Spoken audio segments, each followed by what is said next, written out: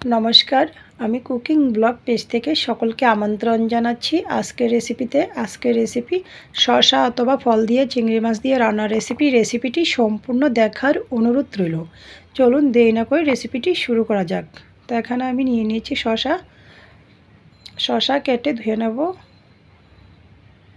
তারপর চলে আসছি রান্নায়।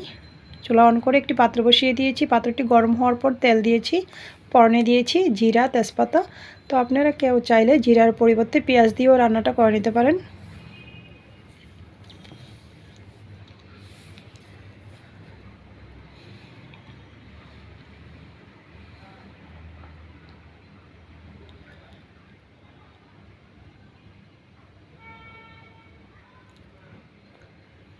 জিরা ফোড়ন বাজি হওয়ার পর আমি দিয়ে দিয়েছি খোসা ছাড়িয়ে নিয়েছি চিংড়ি মাছ।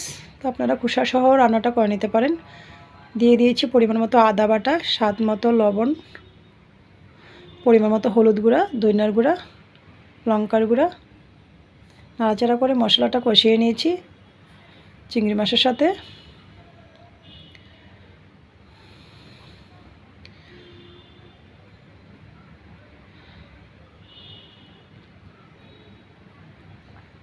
মশলার থেকে যখন তেল ছেড়ে দিয়েছি দিয়ে দিয়েছি কেটে রাখা শসা। নাড়াচাড়া করে কয়েক মিনিট কষিয়ে নেব।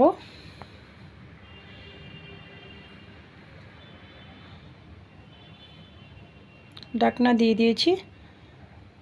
ফিরে আসছি খানিকক্ষণ পরে। এর মাঝখানে আমি একবার দুইবার নাড়াচাড়া করে নিয়েছিলাম। শসা কষানো হয়ে গিয়েছে, দিয়ে দিয়েছি পরিমাণ মতো গ্রেভি।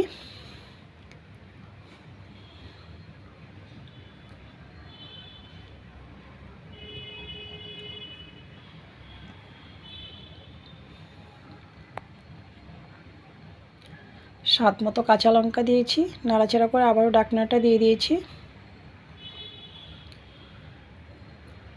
ফিরে আসছি খানিকক্ষণ পর। ঢাকনা নামিয়ে দিয়ে দিয়েছি উপর থেকে কুচানো ধনিয়া পাতা। আবারও নাড়াচাড়া করে নিয়েছি।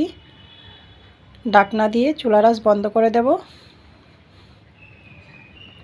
তো রেডি হয়ে গিয়েছে চিংড়ি মাছ দিয়ে শসা দিয়ে রান্নার রেসিপিটি ভালো লাগলে আমার ফেসবুক পেজটা ফলো, ইউটিউব চ্যানেলটা সাবস্ক্রাইব করুন, সাথেই থাকুন।